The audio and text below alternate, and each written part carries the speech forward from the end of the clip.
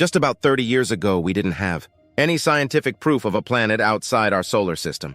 Today, thanks to advances in technology and scientific research, we've discovered over 5,300 exoplanets, alien worlds that are out. They're waiting to be explored.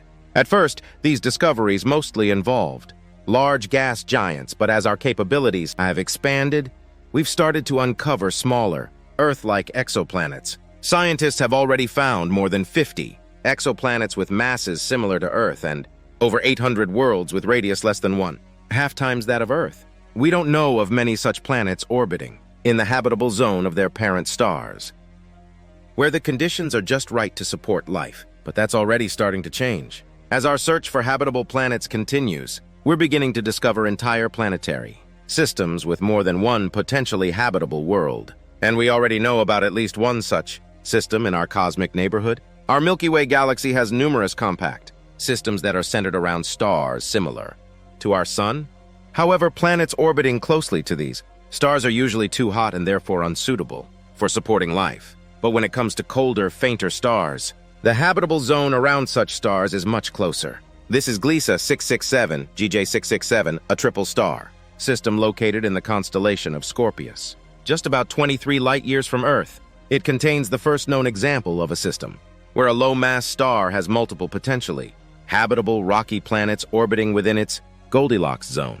Similarly to Alpha Centauri, the system has 3 stars. GJ667a is a K-type main sequence star and the largest one in the system. This orange-red dwarf has a mass of 73%, a radius of 76%, and a visual luminosity only about 12% that of the Sun, at an average distance of 12.5 AU is its companion. GJ667b, it's also a K-type orange-red dwarf, about 69% the mass of the Sun, and it radiates just about 5% of our star's visual luminosity. And just like with Alpha Centauri, the most interesting is the third star. Gliese 667c is an M-type red dwarf with a mass and radius only a third of the Sun. Mass 33% ex-Sun, radius 34% ex-Sun. It's also incredibly faint luminosity, 1.4% ex-Sun, and a comparatively cold star with a surface temperature of 375 Kelvin. Yet despite its small size, GJ667c has a surprisingly rich planetary system. Initially, scientists thought there were only 3 exoplanets orbiting Gliese 667c, but after revisiting existing data and making additional observations, they discovered there may actually be 6 planets in the planetary system, with 3 or even 4 of them being potentially habitable super-Earths. So what exactly is a super-Earth? The term is used to describe a planet that's larger than Earth but not quite as large as the gas giants like Jupiter and Saturn. These planets can be made up of rock or a mixture of rock and ice, and they may have atmospheres that could support different life. The closest planet to the star, Gliese 667, forms. CB is a scorching hot world at 200 degrees C. Being the most massive one in the system, about 5.5 times that of Earth, this exoplanet probably has a very thick atmosphere and orbits its host star in just 7 days. The 3 potentially habitable planets in the Gliese 667 system are all located further away from their host star, and they all have masses between 1 and 5 times that of Earth, making them great candidates for habitability. Gliese 667cc, the next closest planet, orbits in the inner edge of the star's habitable zone. It has a mass about 3.8 and a radius 1.8 times that of Earth, and its year lasts just 28 Earth days.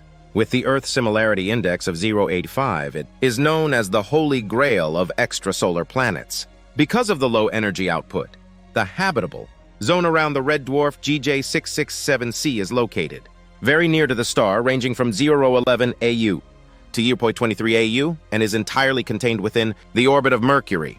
To compare, Earth is located at about 1 AU from the Sun.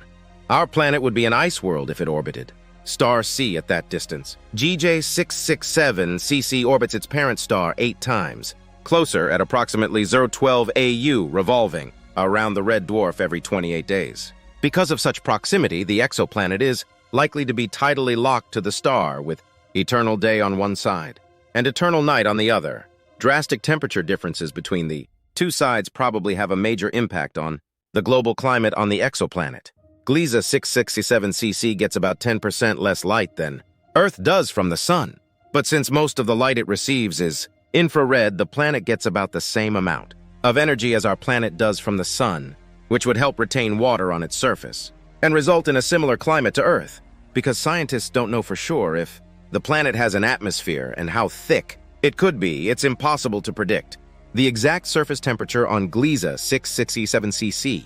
If the planet does have an Earth-like atmosphere, it would transfer heat and equalize temperatures across the entire planet with a pleasant 30 degrees C, 86 Dev on the night side. Living on such a planet would be a much different experience.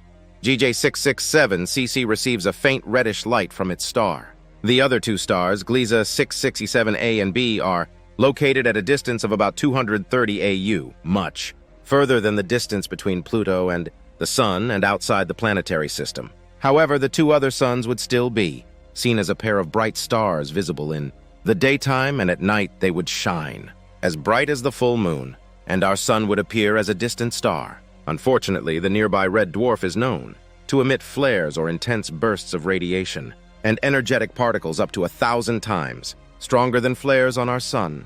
This could be problematic for any potential life on the surface of Gliese 667cc, as the planet is located close to its flaring host star, and the strong magnetism of the red dwarf may cause star spots that can reduce the energy output of the star by up to 40% for months, which, combined with the lack of ultraviolet light emissions, would be another issue for the formation of life as we know it. Living on Gliese 6667cc would be nothing like what we're used to, also because of how massive it is. The higher mass of the exoplanet means different gravitational acceleration on its surface. This world is rocky, and so the gravitational acceleration would be up to 60% higher than what we experience on Earth.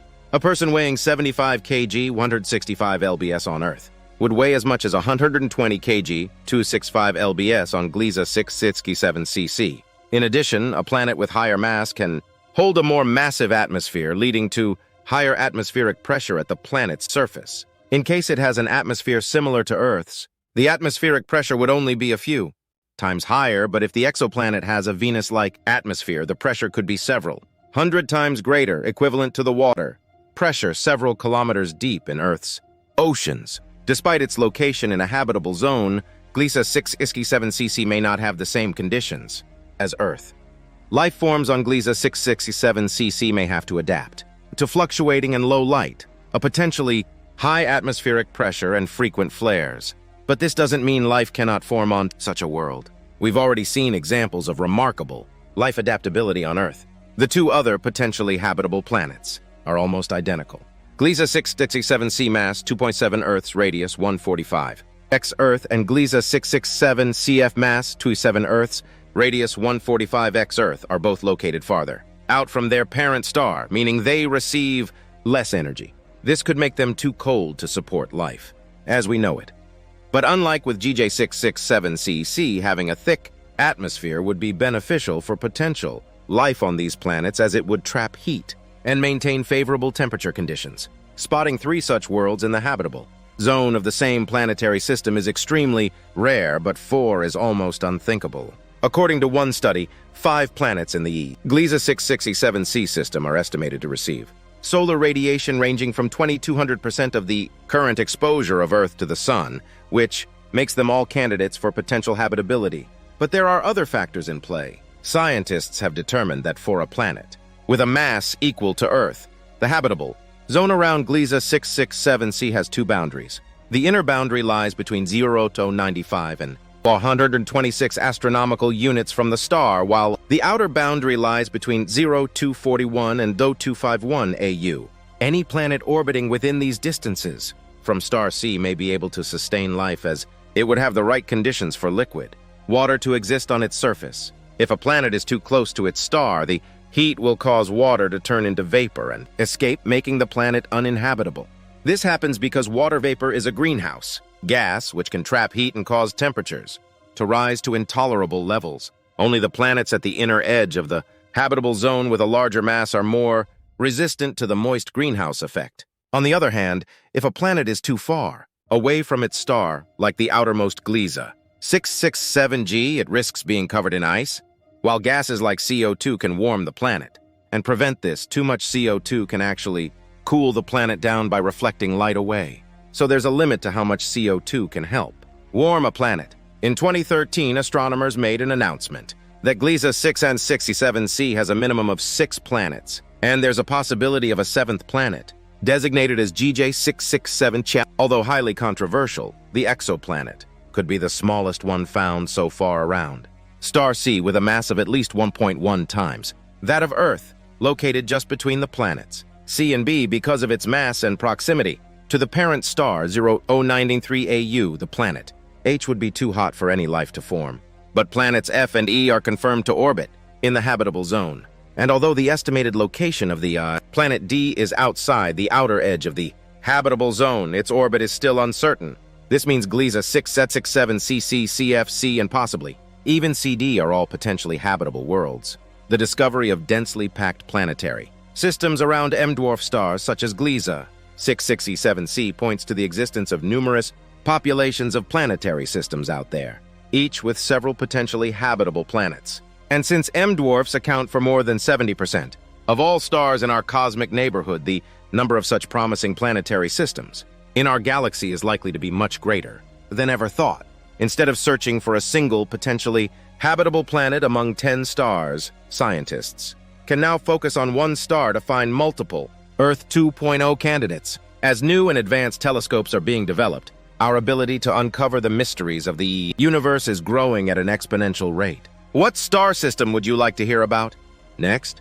Sound off in the comments. Stay tuned here to be the first to hear about the next big discovery in the cosmos. Thanks for watching.